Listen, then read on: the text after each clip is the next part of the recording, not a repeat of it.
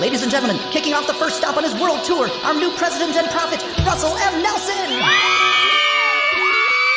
You say you want some revelation, well, here you go. It's gonna blow your freaking mind. Greetings, brothers and sisters. Welcome to the weekly Mormon News Roundup. I'm your humble host, D-Base. That's talent on loan from Kolob. Now, my crew and I, we ruminate weekly on the great and spacious beehive. So thanks so much for joining us to discuss the current events in Mormondom. This is episode 102, and it's January 14th, 2024. Taylor Swift is coming to Brigham Young University. You're not going to believe this. There's Mormon lawsuits galore this week, really some juicy stuff. And we're going to give you an update on the carbon monoxide poisoning from last week, where an LDS congregation was poisoned by carbon monoxide. If you want to get in touch with me, I'm at Kolob at MormonNewsRoundup.org, or you can visit my website, which is www.MormonNewsRoundup.org. I'd like to invite onto my program my fabulous co-host, Peter Bleakley. Peter, how's it going? Hello, I'm well, thank you. It's great to see you again. Thank you for inviting me back. You know what? Yes, this is your second appearance. And most times when people, they have their first appearance, they usually don't make it back. They say, what am I getting myself into here? Oh, no. I had a whale of a time. It was fantastic. Loads of fun. Absolutely fabulous. That's great to have you back on here. Now, Peter, you run the Mormon Civil War channel. What's that all about? This is basically about the tension within Mormonism between what I'm categorizing as sort of Christian impulses and Pharisee impulses. And I'm saying that the Pharisees have kind of taken over too much, and we need to push back. And it is a civil war, and it's going to destroy the church. So that the Christians must win. The sheep must beat the wolves. So that's kind of what I discussed, with a big focus on contemporary Mormonism, what's going on, what's actually happening in power dynamics, and particularly trying to have a British perspective outside the Utah bubble of, what it's like to be a global member of this church, which is a very different experience. And also, we're quite vulnerable. We're the first to go if things start to collapse, which is happening now. I've got a big mini series out at the moment where I'm trotting through all of that, but also trying to incorporate some of these recent events with the mad, crazy scandals with Tim Ballard and all the rest of it, and Jody Hildebrand, and actually doing a wider research look at what all those people are actually teaching, what their philosophy is, and how it relates quite closely to what the general authorities teach. They're not that far apart. Yes, I did watch most of your last episode. You were famous for your long form episodes, so Yes. it's always very entertaining. It was only 3.5 hours long. It's one of my baby ones. It was practically a TikTok. Absolutely. Well, it's great to have you on. So let's jump into the news this week, and we got a lot of interesting things happening. This is a follow-up from last week, Peter. Carbon monoxide detector poisoned a congregation here in Utah. I say here, I'm not from Utah anymore. I don't live in Utah, but now the church has responded to that, and I want to play this video clip and get your reaction, because they're going to add carbon monoxide detectors to the Latter-day Saint Church, where they dozens got sick. So let me play this to get your reaction. Carbon monoxide detectors being installed in a Church of Jesus Christ of Latter-day Saints building where dozens became sick last weekend. We told you about this earlier in the week. Last Sunday, 54 people suffered from carbon monoxide poisoning at a meeting house in Monroe. The Sevier County Sheriff's Office says everyone is okay now. And now, news from a family impacted by this, and from the state fire marshal too. Amanda Gilbert has the story. State Fire Marshal Ted Black says the meeting house did not have CO detectors when this incident happened, but he says they weren't required to. In Utah, public buildings must meet the code that is around when they're built, and this meeting house was built a while ago. Marian Reed was attending service here with her family when her 4-year-old daughter was suddenly ill. Her face started going pale and she started looking dizzy. She took her daughter outside. I looked down and she was just pale, blue lips. It didn't look like she was breathing. Marianne called 911, and thankfully, once they were at the hospital, she was totally fine, completely came back. Still, it was really scary. I honestly thought I had lost my daughter there for a second. She says she just doesn't want this to happen again. This was an anomaly, and so we are anxious to know what happened. State Fire Marshal Ted Black says a carbon monoxide leak like this is rare. In Utah, CO detection was not required in that building when it was built, and we don't make codes retroactive as a general rule. Do you think Utah laws should be changed so CO detectors are required in businesses or places like this? What is the acceptable level of risk in this situation? And it may be that we start to require these systems. It may not be. We need to evaluate the facts and then make a decision and then let the legislature decide.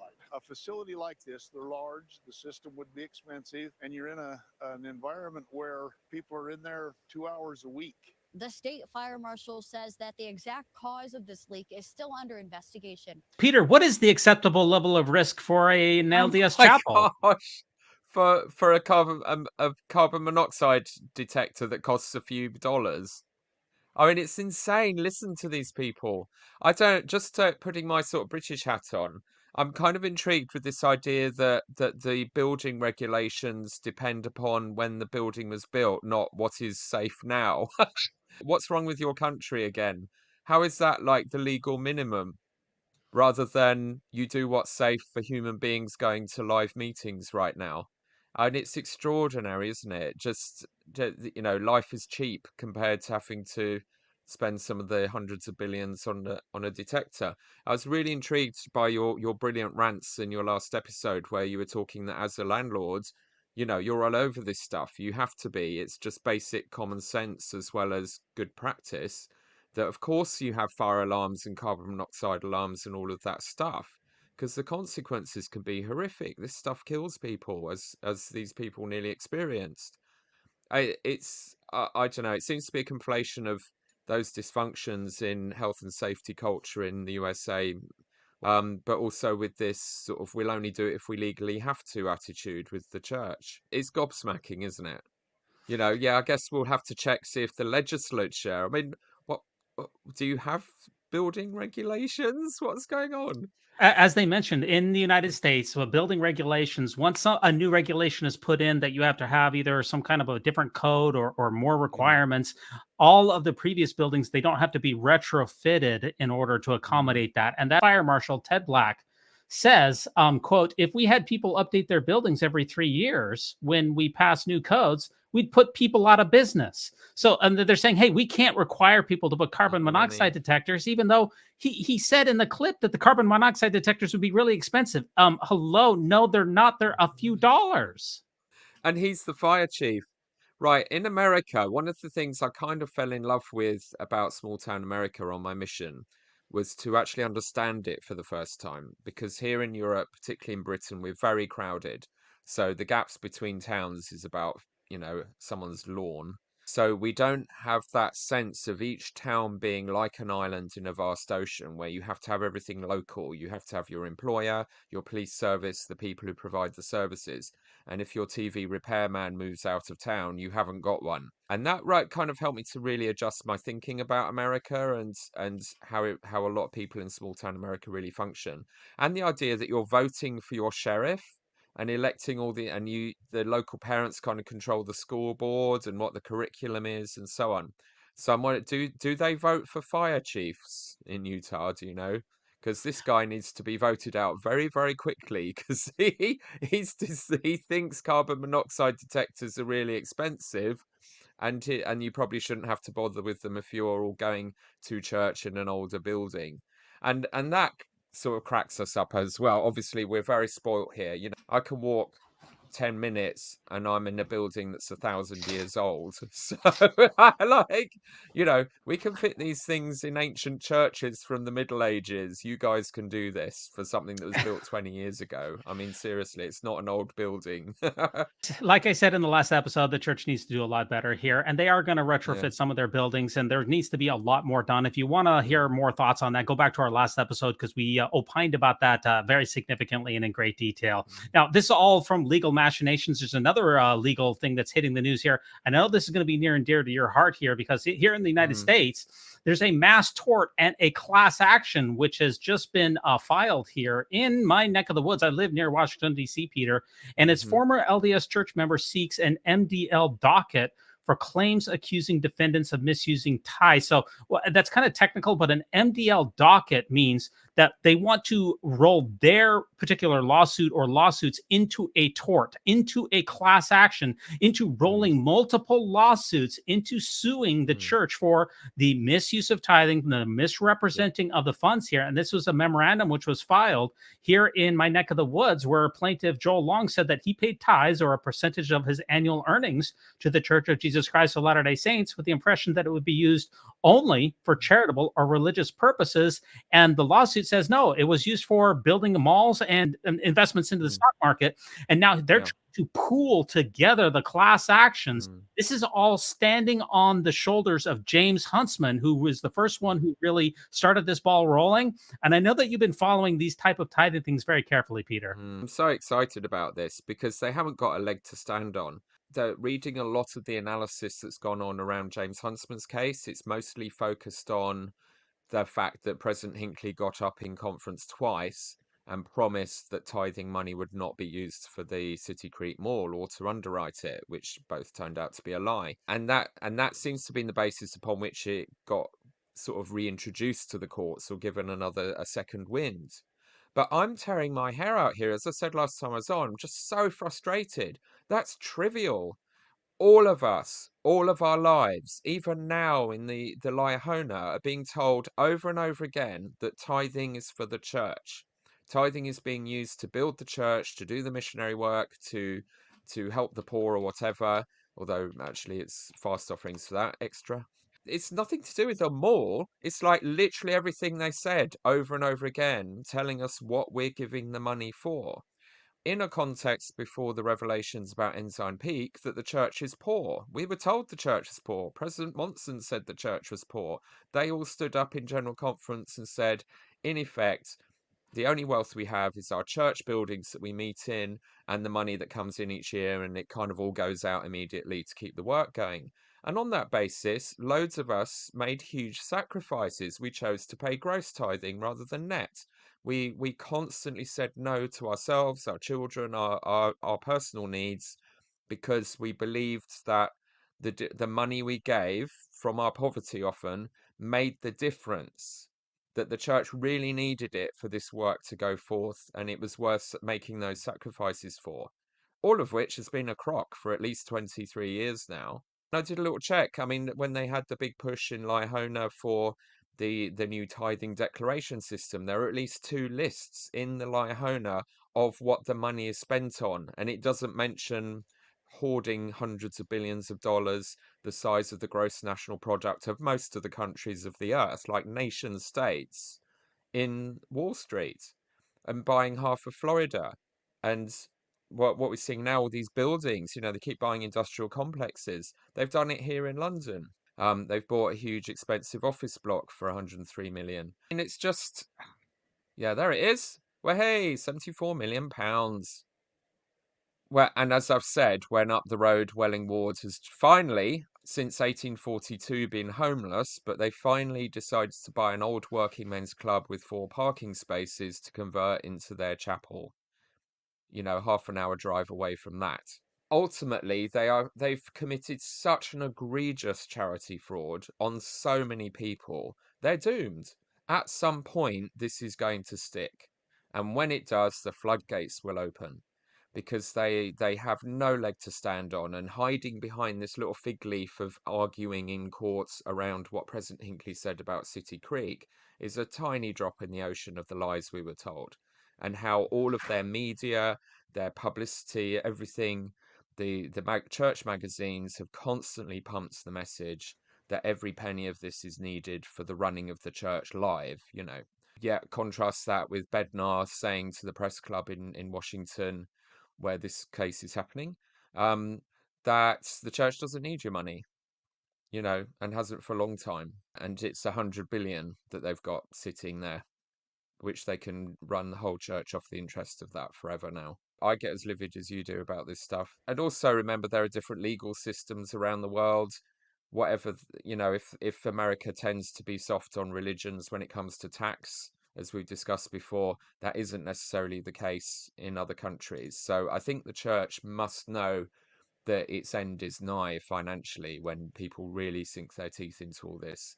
And to then have the presiding bishopric deliberately goading the IRS, like saying we're putting $1 million, it's none of your business what our assets are on our tax returns. You just think, are you kidding?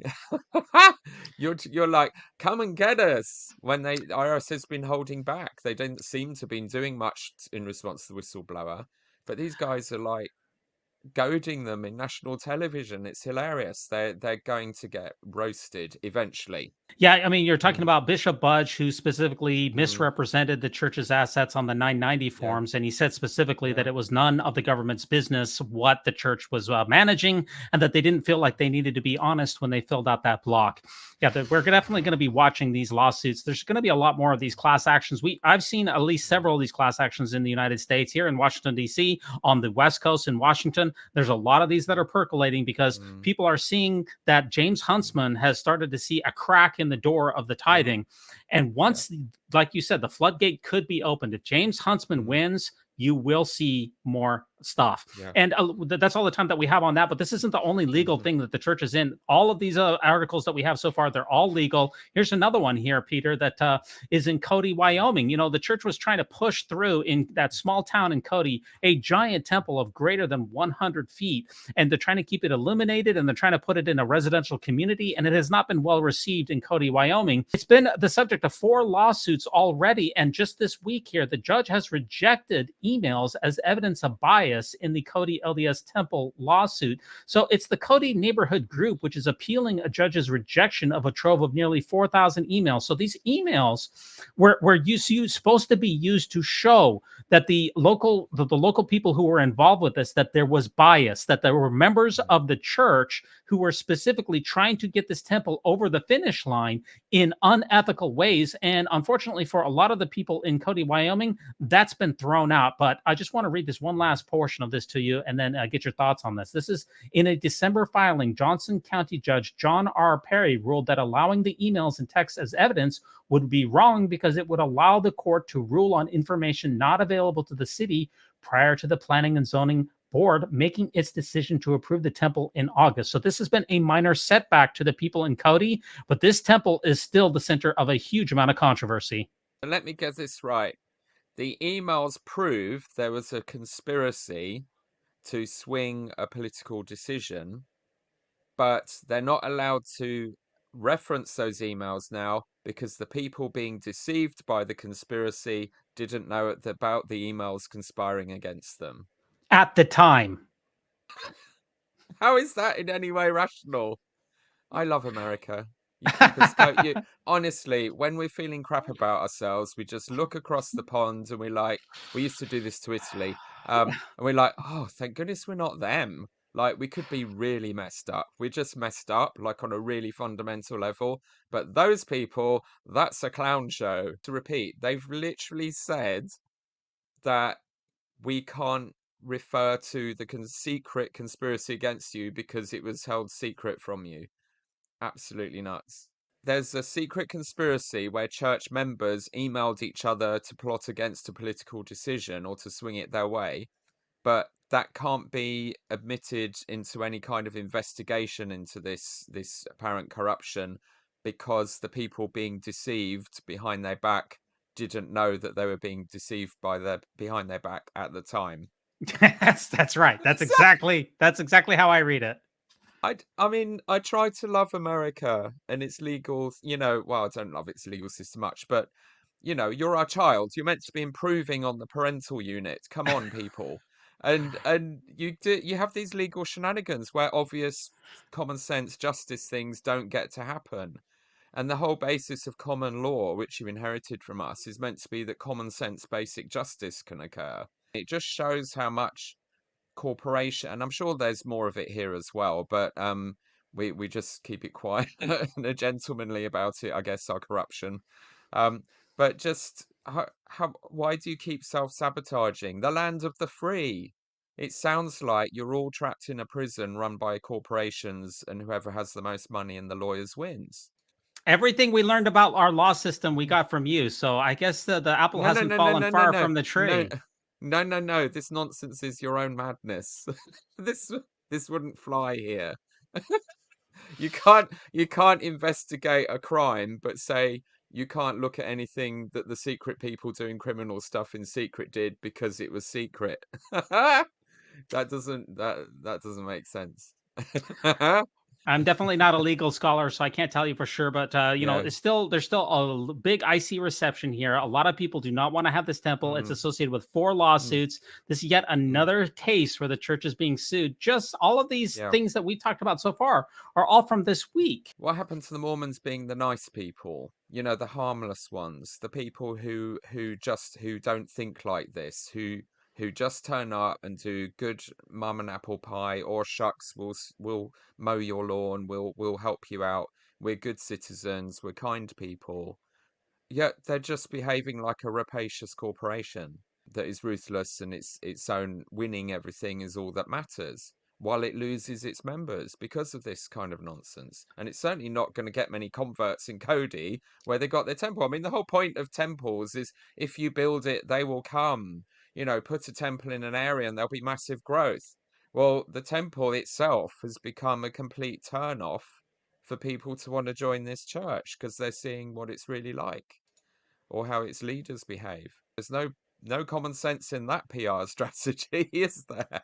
You talked about how this temple would lead to people perhaps leaving the church. And that's what our next article talks about here. An article here by the Salt Lake Tribune, where we have this individual here. He's a researcher, an independent Latter-day Saint researcher, Mark Martinich. He talks about, hey, you may be seeing a lot of people leaving the church on social media, but don't worry. The stats show that the LDS church isn't falling apart. So don't believe what your eyes are telling you. Instead, believe what I'm telling you. What are you seeing, Peter, as far as the stats of church membership and the church falling apart in your neck of the woods?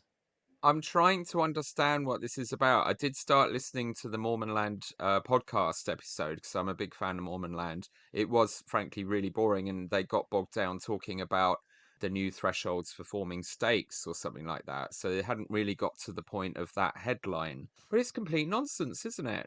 I mean, we can all see people leaving. If you talk to anyone in the church, certainly my age, middle-aged, the vast majority of their peers growing up have left now. Loads of our family members have left. There doesn't seem to be any family that this isn't happening to, or it's very rare. I'm in a country where they're now shutting down stakes because of shrinkage. You can see that they've tried to play this as, oh, there's growth. Look how well Utah's doing because people are moving to Utah from California, where they seem to have to close a stake every week now. The exodus is so huge. Again, if you go to David Bednar's presentation last year to sort of Q&A and National Press Club, very revealing, really interesting. And they came at him with raw data, the Pew Research and the surveys that show far fewer people identify as LDS than they claim. And he started waffling about, it's the funniest stream of contradictory consciousness you'll see from an apostle. And there's been a few. So to have the funniest one is quite an achievement. He goes, we don't know what the data is, but we trust the data. And he just literally flounders and contradicts himself because he knows perfectly well exactly what the data is. And he was trying to imply that you couldn't really tell how many active members there were in the church in America because of the porous borders in Mexico and nonsense like that. I've been a ward clerk in 2 wards. I know exactly the granular detail of data the church gets every week and every quarter from all of its congregations. They know exactly to the dot, unless the local bishops are lying, which some do, how many people are actually turning up on a Sunday and who they are, what demographics, how many youth, all the rest of it. Because we give them all that data. What really annoys me, really, when we have pundits like him coming on, reading the runes, trying to say, well, we shouldn't necessarily make these assumptions about what's happening in the church because.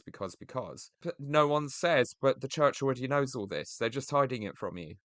They know exactly how many people are active in every stake in the world. And we got super lucky here in Britain. I may have mentioned last time that we had a data leak in 2020, which was 10 years after Elder Teixeira, when he was Europe area president, challenged Europe to double its sacrament attendance in a decade, which sounded like a very unambitious goal. In that time, we lost loads more members, so maybe it wasn't. We have the data for active membership in all the states in Great Britain between 2010 to 2020, which is how we know now that we are down to about 11% active in the country. So when those leaks happen, you got it all. It's all there. They have all that data. They could publish it, but they're choosing not to. So you then have to get these pundits who are interpreting vague trends and so on and trying to extrapolate and make assumptions. I don't know this guy particularly. I think maybe people need to pay more attention to Mormon Shrivel in Reddit and some of the other operations that seem to be much more conscious of the fact that it's a screaming decline. Anyone going into the media now saying, oh, the church isn't really declining. And we've heard general authorities over the last couple of weeks declaring, like Kevin Pearson of the Utah area presidency in the conference to everyone there, saying, oh, no, the church is, we've never been stronger in each demographic, while wording it very carefully. I think he said numerically, these people are just in denial. And it's so frustrating.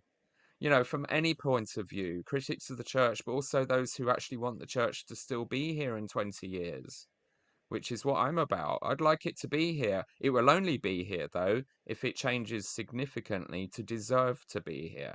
It's ruthless out there. It has to earn its survival. So I'm not talking about preserving the church in the mess it is, because that won't happen. People are leaving in droves.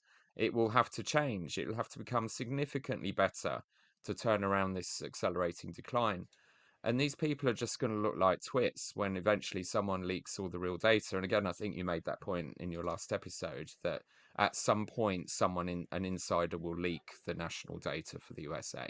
Somebody's going to leak it all the way back, because we know it's sitting in a database somewhere. So at some point in the future, it's all going to be on a USB drive. Somebody's going to hand that memory stick over to somebody, and it's going to get published on the internet forever. So you might as well just get ahead of it now. That's what I said last week, and I still agree with it. I disagree with the conclusion. I think that the Mormon Shrivel is real, and I think that can be documented. Now, other things that are trending this week, especially over on our side of the pond here, Peter, is this Hulu docuseries here. Shocking new cult docuseries is the top show on Hulu right now. And Peter, you don't have Hulu over there, is that right? No, so we have to wait for these things a bit. So Under the Banner of Heaven came out a few weeks or months later after everyone else in America got to see it. So I think this one is going to be eventually coming out on Disney Plus here in Britain, so we're looking forward to seeing it then. I'm aware a bit of the story. I followed Lindsay Hansen-Parks, who was involved in this documentary, her polygamy, 100 years of polygamy, or 100 days of polygamy, whatever it was. It's turning into 100 years. Absolutely awesome. So I have listened in the past to some of the episodes about this family and some of what was going on. So I'm really looking forward to it in a sort of morbid sort of way. I haven't gotten a chance to watch it quite yet, but it is called Daughters of the Cult, and it's currently the most popular show on Hulu, according to the streaming service. This is a 5-part docuseries which dives into the shocking history of Earl LeBaron, who's a fundamentalist Mormon known as the Mormon Manson. The polygamous leader ordered the mass murder of his rivals and used religious doctrine to justify his crimes. Now, I'm going to play this trailer. Hopefully we don't get a copyright strike on it. We'll have to see. I might have to edit this out, but let's see what's going on. I haven't had a chance to watch this, but I am looking forward to it. I was 13 years old the day I escaped my father's cult. It was very frightening because I knew if somebody saw me, that was the end.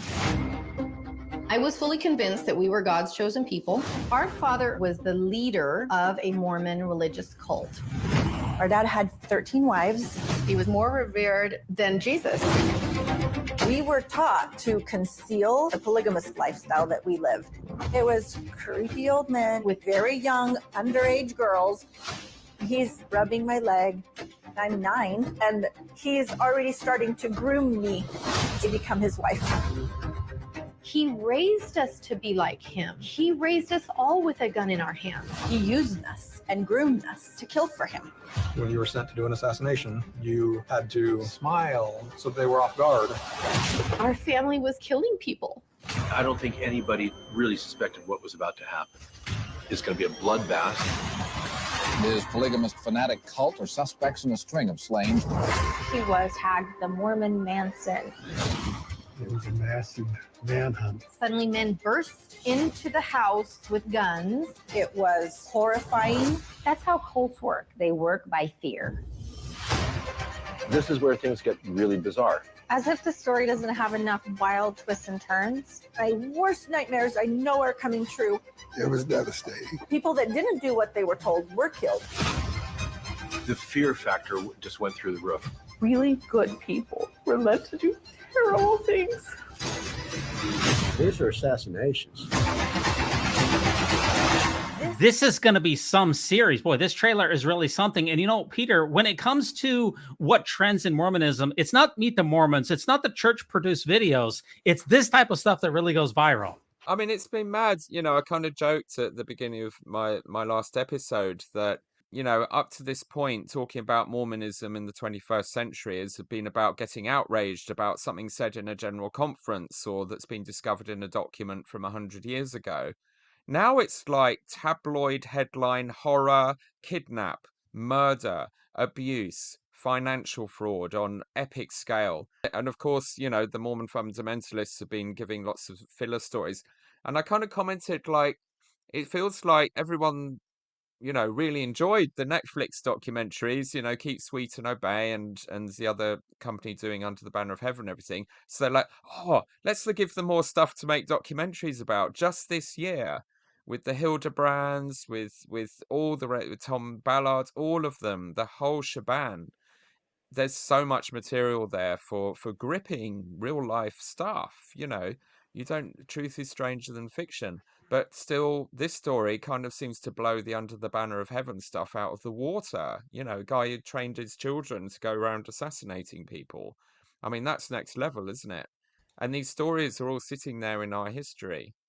And you just get frustrated about how completely incapable and naive the church's media operation is in the face of those realities to actually get a grip on how they just got to go for bust now. You can't be faffing around with giving machines and thinking that's going to do it. The bubble around the first presidency, that people come to them with this, oh, let's do a hashtag, people will feel warm and fuzzy. Yeah, we're going to change the world. Everyone will want to join our church. And this stuff's on headline news and the major entertainment for vast swathes of the civilized world.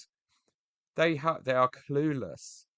They're faffing around with, they're fiddling while Rome burns. They're scrubbing the deck of the sinking Titanic. You know, you run out of metaphors for the complete inability of the church, and all of it is missionary work, it's media operation to even begin to process this or prepare the members to handle it. I've had this frustration since I was a teenager. It's not, and that doesn't take rocket science. I'm not special. You could see all that coming. Just to get, even in the 80s, the naivety of the church's PR and its schmaltzy adverts and everything that really don't speak, certainly sort of outside the American bubble as well as the Mormon one.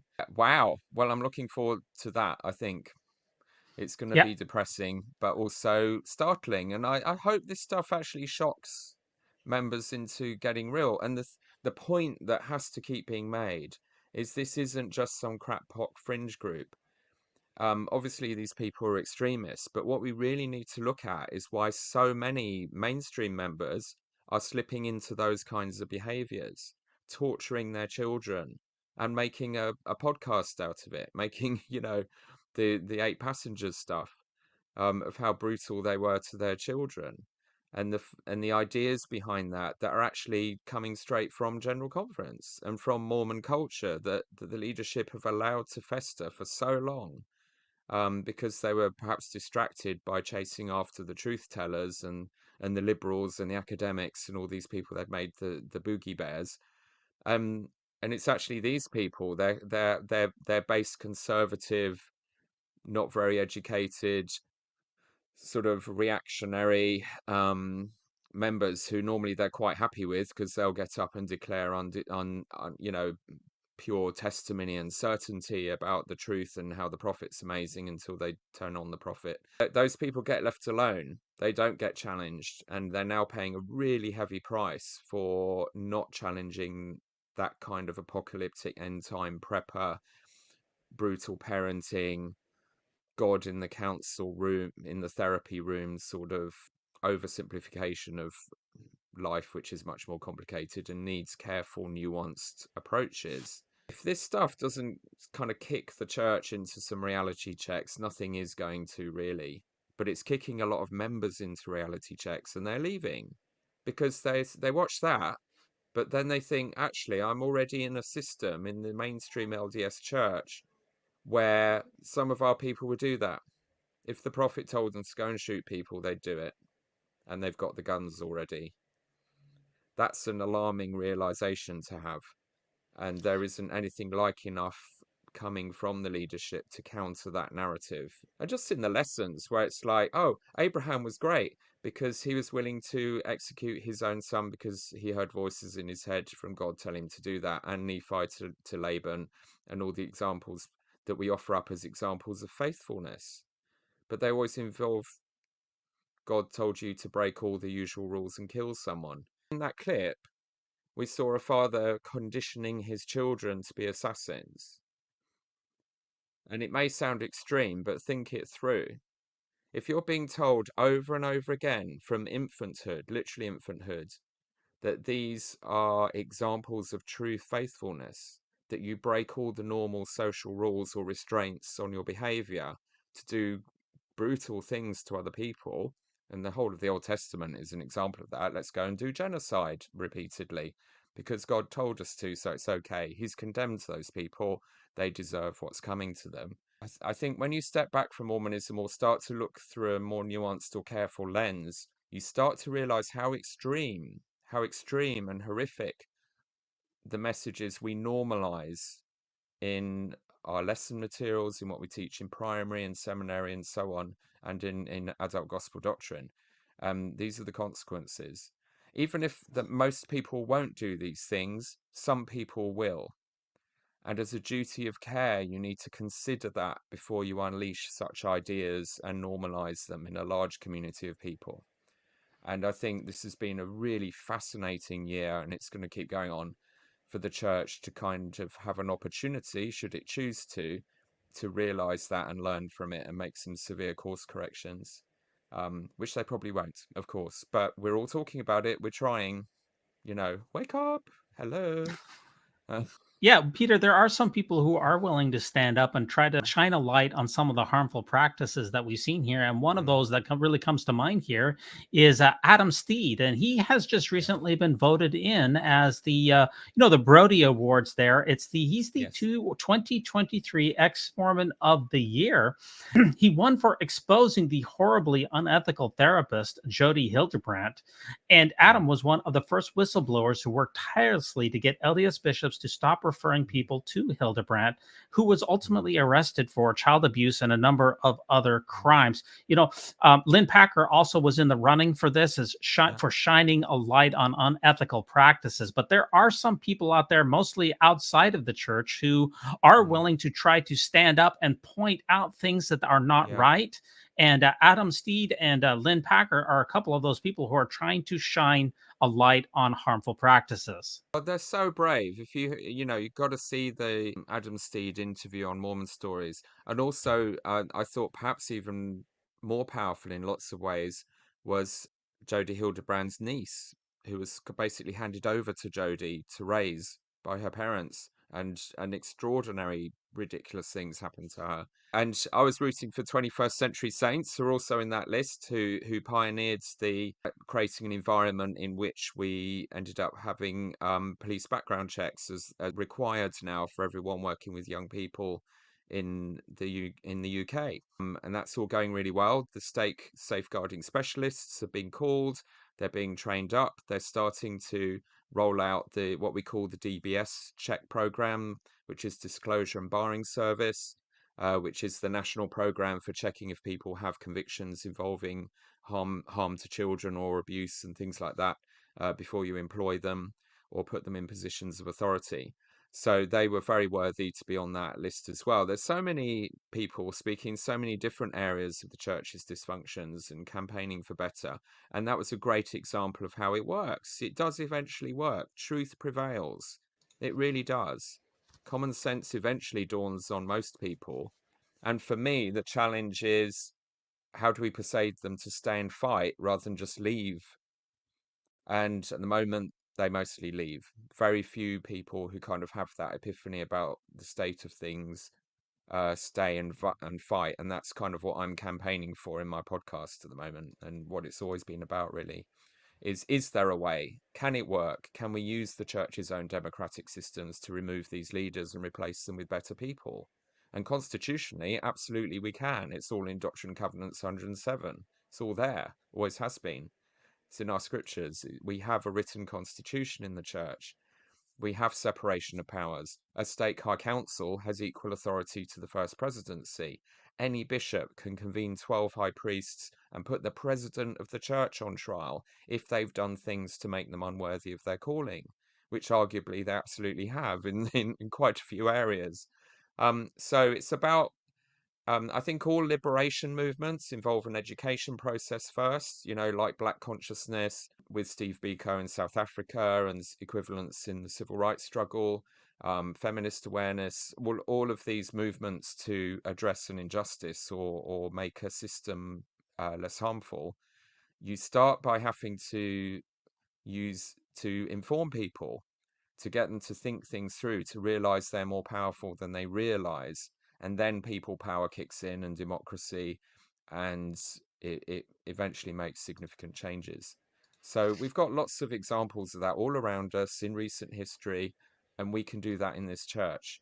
But we're going to need people to see all this horror for what it is, but then stay and fight if they can. And I appreciate for many people, particularly if they have young children, they can't put their family through any more of this. They need to get away somewhere safe. So I do absolutely accept that. But I'm just trying to encourage as many who can stay to vote, to speak up, to take the hits, be excommunicated like I was if you have to. It doesn't stop you going. I'm still there every Sunday, trying to be present, rather than disappear and get forgotten. It is, Peter, is, we covered our 2023 top 10 Mormon stories of the year, and it seems, and a lot of the articles that we've talked about today seem to be bad PR stories. The church had a difficult year last year in public relations, without question. And there's, in my opinion, the church has tried to counter that in a number of different ways. Number one, they've brought on Patrick Kieran, the new UK apostle, who has a background in public relations and is seen as a very compassionate individual who is a very positive, has a much more positive mentality than what we've seen from some previous leaders with regards to sexual abuse, with regards to compassion towards refugees, with regards to just being a Christian, I use that term as a Christian. And also this week as well, Peter, we saw the church also reach out and hire a new managing director for church communications. This is Aaron Sharinian, a longtime global communications specialist who was introduced Tuesday as the new head of public affairs and media relations. So we're seeing the church trying to go into somewhat of a damage control in order to perhaps stem the tide of bad press and also keep a hold of the membership. Well, this is fascinating. His background is doing PR actually for, I think, Deseret Industries or something, for one of the church-owned entities. Deseret Management Corporation. Management Corporation, yeah. So he's an insider. But, and this is fascinating, and I've only just heard about this, he's actually seems to be quite woke. He, on his Instagram, apparently, he has very pro LGBTQ statements and things like that. So I've been sort of, for researching my podcast, spending a bit more time paying attention to Ward Radio, which used to be Midnight Mormon. So these are kind of the shock jock extreme end of the spectrum of apologists. And they or at least Cardin Ellis constantly references his obsession with the idea that, the Democrats and Mitt Romney are infiltrating the church and are going to take over. But he frames everything going on as part of that culture war, that political thing, even when it sounds ridiculous. But one of the points they're making recently was to say, well, like, they just couldn't believe that the church would release the press release it did about Tim Ballard and effectively excommunicate him publicly. At which point all of the people on at the other end of the spectrum who used to be persecuted by the church publicly were like, oh, really? You didn't notice any of that happening to all of us? Okay. So you think the church doesn't do that in a press release after what they did to Sam Young? But so they've had a bit of an awakening, let's say, in their more honest moments. It's been quite interesting watching that play out. But they were saying, oh, their only way to explain this was that somehow some atheist, satanic, left-wing Democrat socialist conspiracy has infiltrated the bureaucracy of the church, including its PR. And they were trying to throw the guy who actually did that press release or responded to advice as if somehow they'd gone rogue, and the innocent apostles had no idea whatsoever that they were disassociating themselves from their hero Tim Ballard. So to now find out that the new president newsroom is like visibly supportive of LGBTQ people, they must be freaking out. I haven't had time to see them freak out yet, but it's going to be very, very entertaining to watch. Well, here he is on Twitter. He's got 20,000 followers, and you're right. He was a manager over at the Deseret Management Corporation, which is the church's for-profit arm. He was a senior vice president there, and he was also part of the global communications and PR. So they're bringing in someone with a lot of experience. And as you mentioned, a lot of people are saying that he is quote unquote woke, Peter, because Greg on Quick Media. Yes. He put out a video that says that the new communications director supports pride and pronouns.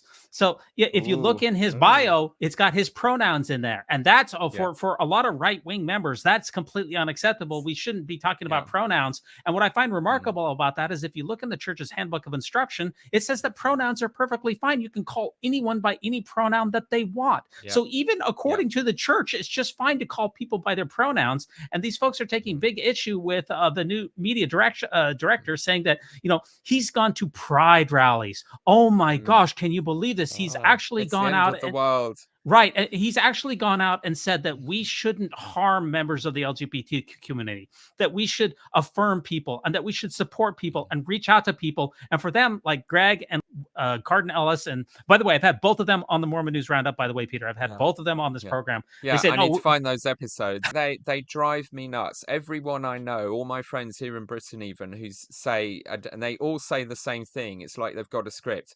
I cannot listen to these people for more than 2 minutes without wanting to destroy my phone / throw a brick at the telly. They all say the same thing. But if you power through, I actually really like these guys. I think they're a lot of fun. They do have a sense of humor. And my theory is, Bill Reel and used to be an apologist. I used to be an apologist. John DeLynn used to be apologists for the church. I think there's a process that if you just keep talking from whatever end of the spectrum, even from like their uber sort of MAGA sort of perspective, if you just keep discussing with anyone the problems facing the church and you halfway pay attention to reality in your own ward, you will start to realize what the problems are. And one of my upcoming episodes is including some clips from Ward Radio where they clearly have had that epiphany. They know the problem is our gerontocracy, that our leaders are too old and out of touch, and they know that they're absolutely alienating the young people, and they themselves as young fathers now are finding that they're the last ones left in their congregation. They're seriously wondering what's going on, and it frustrates me because we all had that experience 10 years ago, and instead of slagging us all off and going on and on about how we're all Satanist atheists who want to break up families if we're criticizing the church, if they'd actually listened to us, they might have got on board with the things that would stop this happening to them now. Because it's already happened to us. All of my immediate family members won't touch the church with a barge pole now. It's going to happen to them, and it's not fun. It's a horrible, painful process. They had Greg Mattson of Quick Media on. They even had Jacob Hansen, who is it's like scratching a chalkboard to listen to him. He's so annoying and arrogant. As they kept talking, they get it. They do. They understand what the problems are. They may have slightly different... Well, they don't have any solutions for a start. I think we need to talk to each other more. Guys, I want to come on Ward Radio. I'd love to. I think you're a hoot. I really disagree with you on some things, but we need to listen to each other, because you've got all that energy and talent and passion for this, but you are barking up so many wrong trees. You just don't get it, and your complete lack of compassion for the harm that the church has done to people, that you just as soon as that bishop in Mississippi resigned, they had to get out an episode immediately to start slugging him off, to slate him, to say, oh well, he's clearly bought into the whole thing, he's just waiting for his turn on Mormon stories. Please do it, Bishop in Mississippi. I want to hear all about it. They don't get it. They, on a fundamental level, they don't understand what they were watching there, and they had to spin hard to try and make this guy look like a baddie, rather than having basic compassion. And they offered some compassion for his situation, but it lasted about 3 seconds at a time. But they're starting to crack. Eventually, they'll get it. And my point is, it'll be too late in 10 years, guys. Start talking, start really listening. Don't just have confrontations with the critics of the church. Really listen to them, because actually we're both quite passionate about the same things. We all care that something's gone wrong, and we're both directions from the extremes are focusing more and more now to realize it's about fundamental systems in the church. It's about making the most elderly the leaders, and all the problems spiral out from that root cause. So they're getting it. They're starting to see how things are. Well, I've had Cardin Ellis, I've had Jacob Yeah. Hansen, and I've had Greg Yeah. from Quick Media all on the Mormon Yep. News Roundup. I've actually had Yep. Greg from Quick Media on the program twice. So Yeah. if anyone can do it, hopefully if you stick around with Mormon News Roundup, you'll be able to read a little bit or hear a little That's bit more about brilliant. it. Well, and good for you. We need to talk to each other more. We just must, and we need to work through have the argument, but then realize not so much to see the humanity in each other, because I do believe in sticking with your principles. Be consistent. Don't change your view of a point of view just because you like the person saying it differently. Let's keep hammering out in what Hugh B. Brown called the marketplace of thought. Truth will prevail in that, and neither of us should be afraid of that process. Wisdom will come from that, from really understanding the full breadth of experience, and for us to understand them better as well. Then they're not the monsters that it's very easily to paint them out to be, despite their best efforts to be monstrous at every opportunity. You have to kind of filter that stuff out. Yeah. Well, Peter, thanks for your thoughts. We got 3 last episodes to take you out of here. Awesome. And number Let's do it. 1 is David Archuleta. He's releasing a memoir to address his Fantastic. Mormon faith and sexuality. He said, I've decided to report it's important to share my story. And he's inked a deal with the Harper Collins that he's going to be releasing his memoir, which is going to talk all about, I don't know if this is going to be a tell-all. I don't know how much he's going to dish, but he is definitely going to talk about his faith. He identifies as part of the LGBTQ community. And, he had previously published a children's book called My Little Prayer, but it's going to be interesting to see what happens here, because he was the poster child really of what it's like to be gay in the church. Yeah. And then the moment that he basically walked away from the church, they unlisted all of his YouTube videos where he was singing with the Mormon Tabernacle Choir. They yanked his books out of Deseret Book. They pulled him his speeches from the BYU bookstore. He really got the chain pulled out from under him, and his mom has now left the church, but he's going to be doing a memoir, and this is going to be a big time bestseller. I mean, this is Donny Osmond leaving, isn't it? Yeah. It's epic, and he's such an amazing guy. He's been so brave. It's really hard, and you can see his heart is in the right place, and his family as well. Again, I hope this is a wake-up call for people to understand why we keep losing our brightest and best, but also to just start to notice how ruthless the church's machine is. They'll always come up with the next married couple who identify as same-sex attracted, and it will last for a little bit, and then they'll eventually leave the church, and you quickly replace them with the next people. I think they've had to clear out about half of the films on Mormons and Gays website because those people kept leaving the church and so on. Yeah. It doesn't work. It's not working. And and we got two President Monstons to choose from. You know, if we go for the one where he was all friendly and woke and you know, don't judge people by any names or categorization, while he was in the flush of getting his award from the college You mean in President? Atlanta. I think you meant President Nelson, not President Monson. Yes. Yeah. Yes, sorry. Apologies. You know, there's that version, and then there's the complete opposite with Think Celestial, which is you all have to be temple married and heterosexual before you die, or you're done. You're not going to see your family again. Total contradictions. I actually started listening to some of David Archuleta's music because I hadn't really followed it, and I'm old now, so why would I? There's a song I love. It's called Postcards in the Sky, and it's a lovely sort of metaphor about sort of spiritual feelings and thoughts and inspiration, you know, care and prayers on behalf of other people. I don't know if he wrote it, but it's a lovely, lovely song, and it seems to reflect the kind of the heart of the guy and what he's really about and his spirituality. So I'm really interested to see how he handles writing that book. It's going to be interesting. Yeah, definitely going to be looking forward to that. And that we only have two last articles here, and they're both kind of on the lighter side here. And I was amused when I read here, Peter, that a Utah brewery has been forced to discontinue a beer after the church registered a trademark complaint.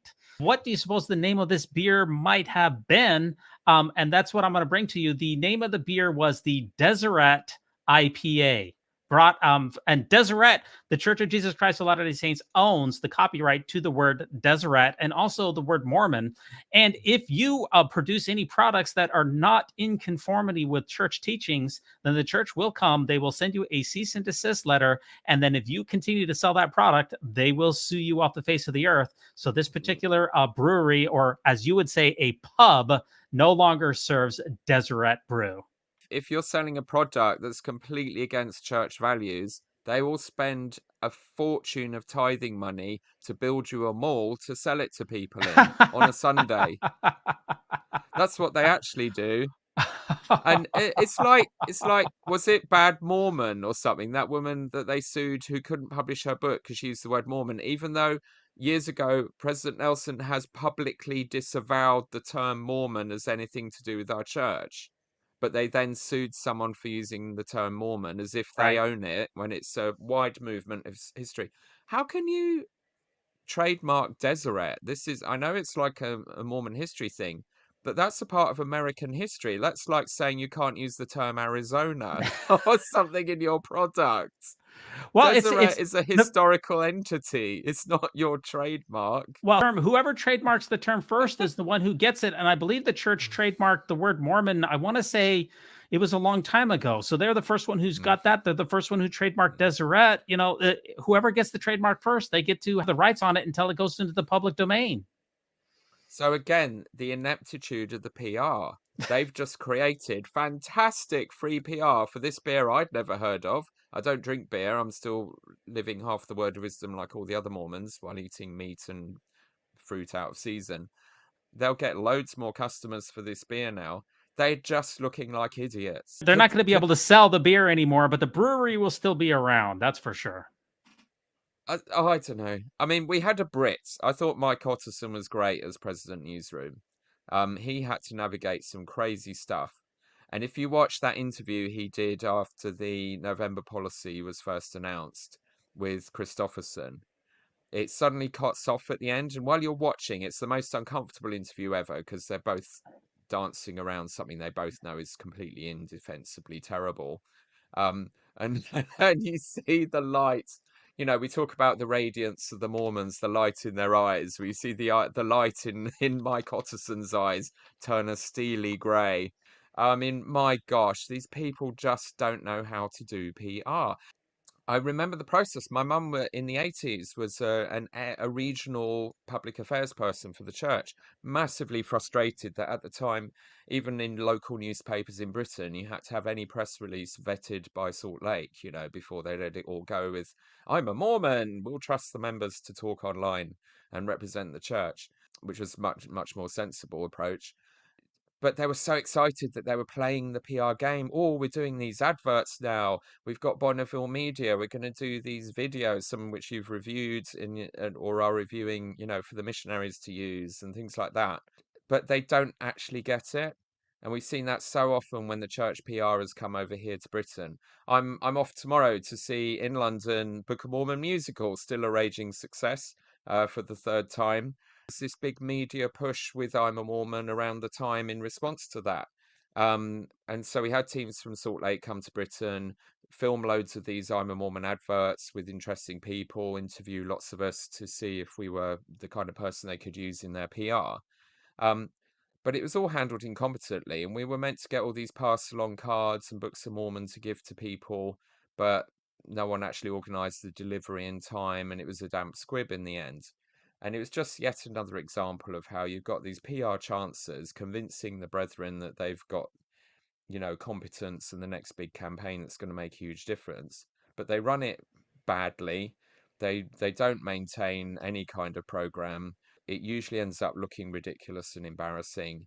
And here we go again and again and again and again. One thing about church PR that I think that they can get right, and that's our last article, even the church can't mess this one up, Peter. That's because it's been revealed that Taylor Swift, a new BYU course is being offered here.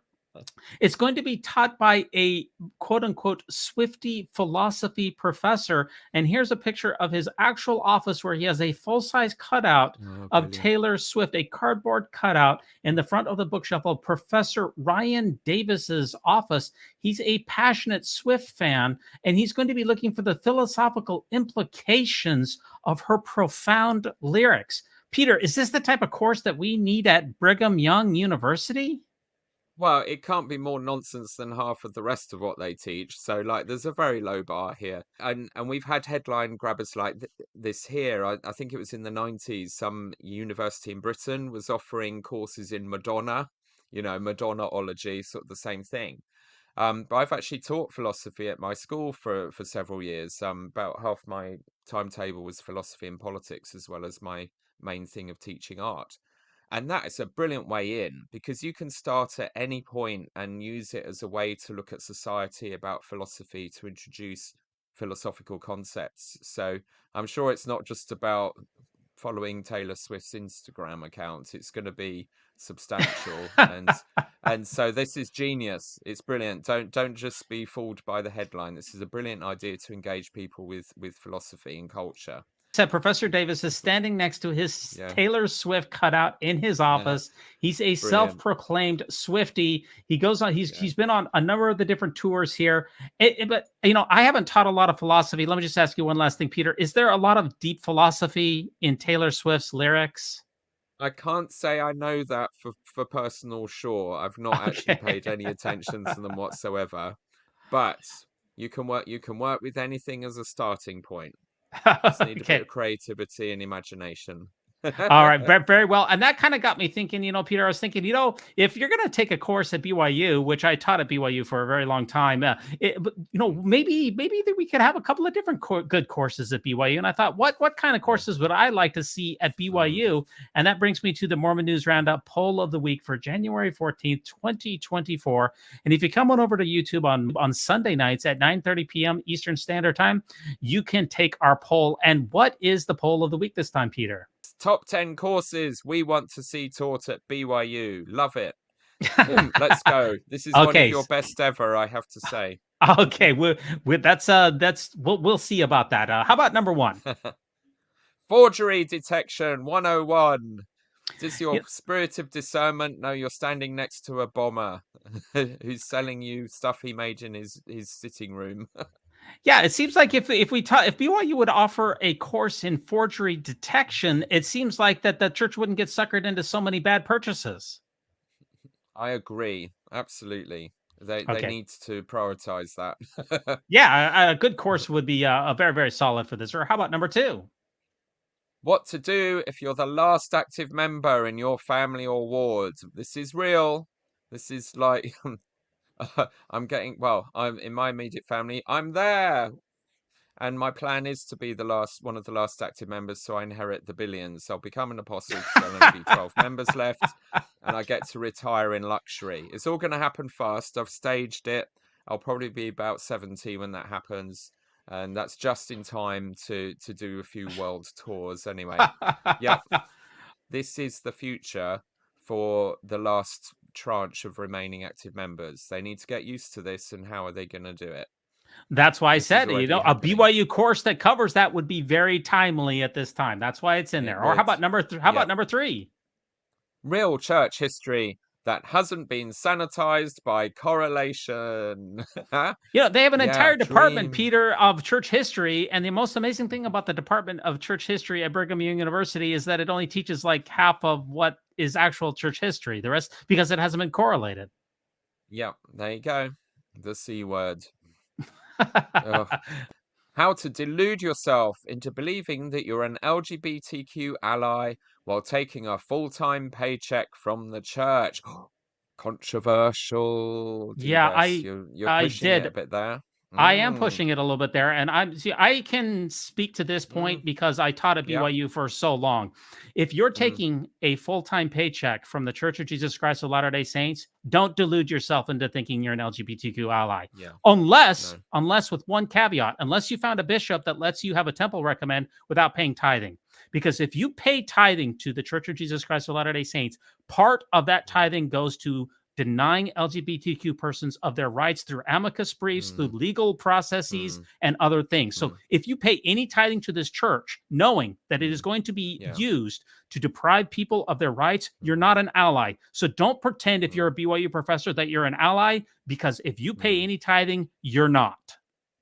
And I think also, particularly now they've made it part of the contracts for working at BYU, that you waive your clergy client penitent confidentiality. Yes. That your bishop can grass you up if you even express, this is the proper thought police now, if you express any kind of empathy or sympathy for your own LGBTQ students and their predicaments, and the harm being done to them, you can be fired, and you have to contractually agree to that level of thought control.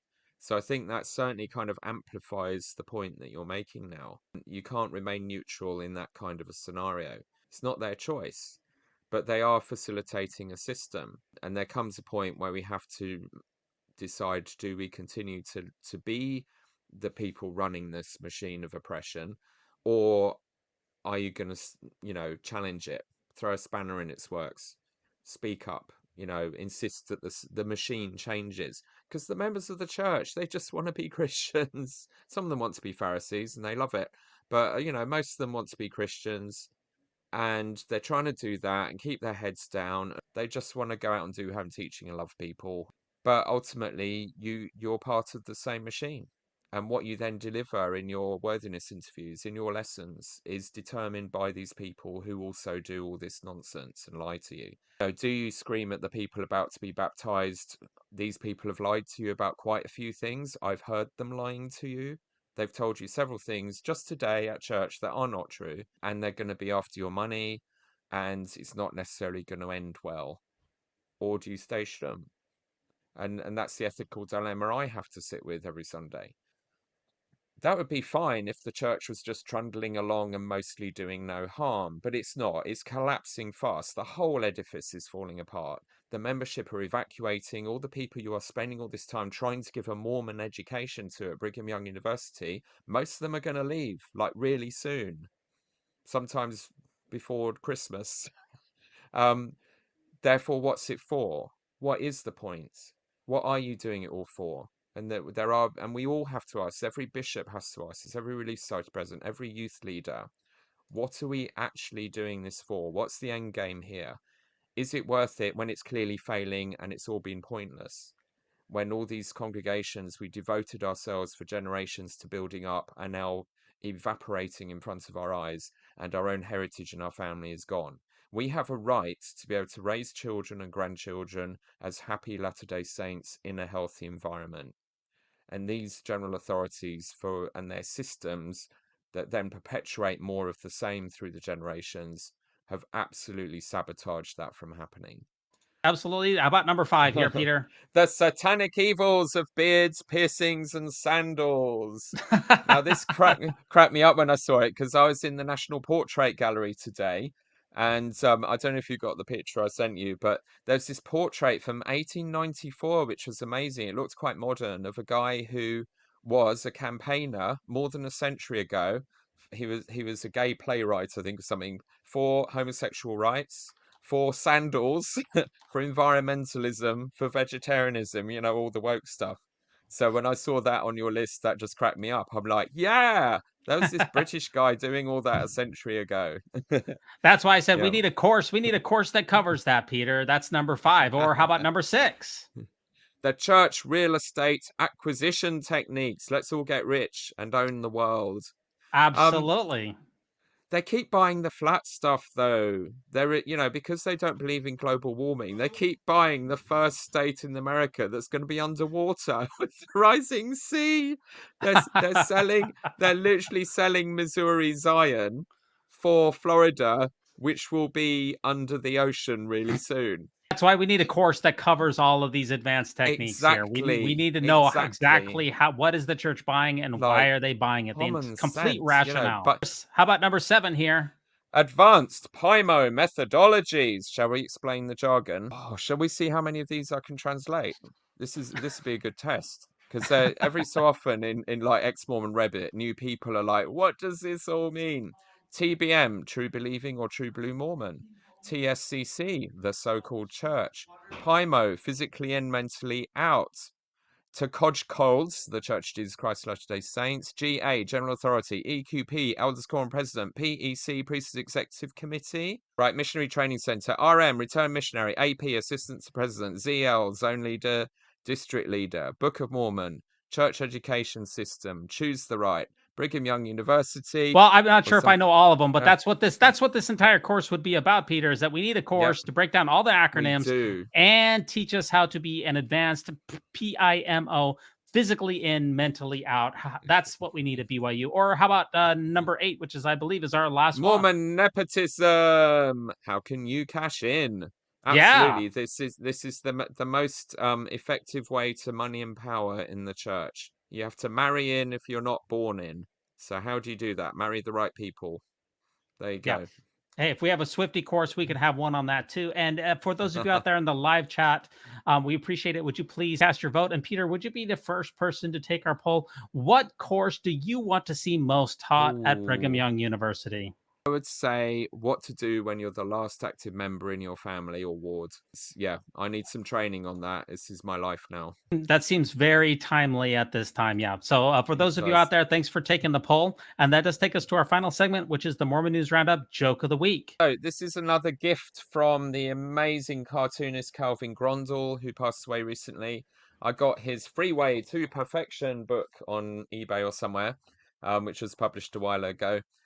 So this one I thought was speaking to my life at the moment. So we have a Mormon couple watching General Conference, and two repossession agents are carrying out the television they're watching conference on which the General Authority is saying, and again, we counsel our members to stay out of debt.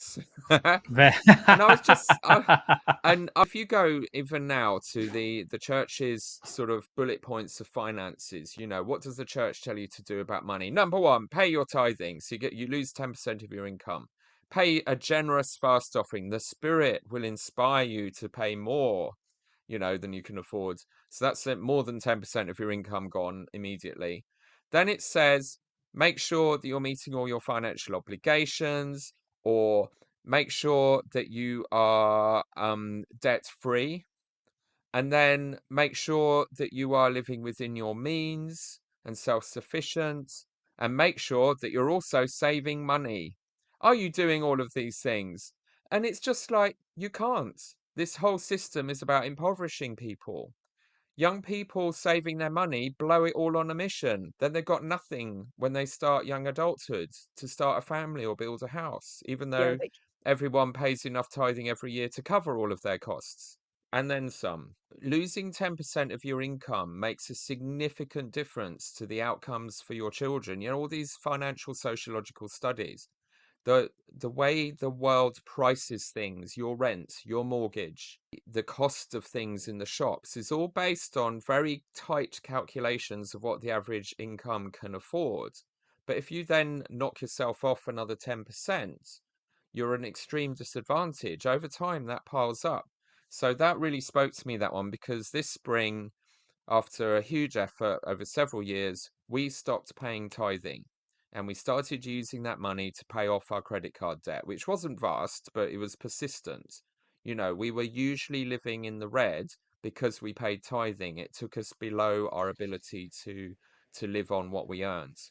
And that has made an exponential difference because simply we stopped paying tithing. And now we're able to start planning big things. We're remortgaging. We're going to extend our house. We can feel for the first time in our lives financially secure. Because we're not wealthy, we're not poor, we're very lucky, we're basic middle class sort of income people, 2-income parents. But losing 10% of that is too much. It knocks you down. It can make a huge impact. You can do so much more good and better for yourself and for others if you choose to. The church wants to impoverish you, and it will go after your money all the way through. If it will tell you to have loads of kids you can't afford as a young student at university, and then it tells you to pay for all of their missions, which impoverishes you further. And then they want you to pay a salary of pay yourself from your own savings or pension as a retired person 20 grand or more a year to the church to go and serve a mission doing something basic somewhere so they don't have to pay someone a salary. And then they want you to leave money in their will. It's just rapacious. At every step of your life, they are screwing you for money. These criteria for the new wards and stakes, they talk about so many youth who are tithe payers. It's like, what are the children paying tithing on? Well, it's pocket money from their parents. I had a tithing book as a child. When I got my 10 pence tithing in the 1970s as a 6-year-old or whatever, 1 pence of it went to tithing. And that was all documented in this little book in a desk in our hallway, because I was being taught by my diligent parents to pay tithing from a child. But then you think, again, over time, that's coming out of your parents' household income. They're paying that extra. How much tithing actually are they paying? It's a lot more than 10%. But it's so hard to get to a point where you just notice what's been going on all the time in your life. And then you feel stupid. Some people do. Why was I suckered? Why was I looking at other churches and unhealthy organizations doing all the same stuff and seeing it when they do it, but I couldn't see it happening in my own community? And it raises really deep questions about psychological conditioning and so on. So this is the journey people are on, and the church is going to have to raise its game, change, apologize, reform a lot of stuff if people aren't going to just keep seeing it and walking away. Well, that just reminds me, I'm sure you'll be covering these on the Mormon Civil War. What can we expect to see from you coming up? What projects are you working on here, Peter? I usually take months to get an episode out, but I've actually got a load ready to go. So I'm hoping to pump out one a week over the next few weeks. So as I said earlier, next one's going to be looking at the Eternal Core Conference that Tom Harrison, whose stories are in Visions of Glory book that has influenced Jody Hildebrand and all these other people. In 2019, he had a conference at which spoke Jody Hildebrand, Tim Ballard, a scientist telling people not to trust science, an energy healer, and the Hayfans, bless them, they keep naively blundering into these things, talking about their Faith is Not Blind project, which is basically saying have blind faith. They call it non-contingent trust, which is literally a definition of blind faith, but faith is not blind. That's going on, and how it actually is part of the fundamental dysfunctions that need addressing in the church. This is what's causing people to leave, and it's not fringe lunatics who don't matter. It's people just actualizing what the general authorities have been teaching for years, and we need to see that connection, or we'll continue to foster these movements and these people who are actually bringing all these bad headlines for the church. So I'm just trying to take a deep dive into all of that, take a bit more time to listen to what these people actually say and what the connections are, to understand how it's all part of the same network of thought and relationships between all these different people. Well, we'll be looking forward to watching the Mormon Civil War, and that does remind me that the Mormon movie reviews, our next episode of that is tomorrow night. We'll be reviewing Bitter Wind. And this is one of the only church videos which really discusses the Indian placement program. And there's some incredibly harmful stereotypes that are perpetuated, and also some very evil colonialism in this particular film. But if you're able to look past those portions, there's a kernel of joy that's beneath this film if you're able to set aside those very harmful things, which is one of the reasons that this is one of my favorite LDS films of all time. I want to thank you, Peter, for ruminating with me on the great and spacious Beehive. I want to give a shout out to Weird Alma on bandcamp.com for this episode's music. And remember, no unhallowed hand can stop this podcast from progressing.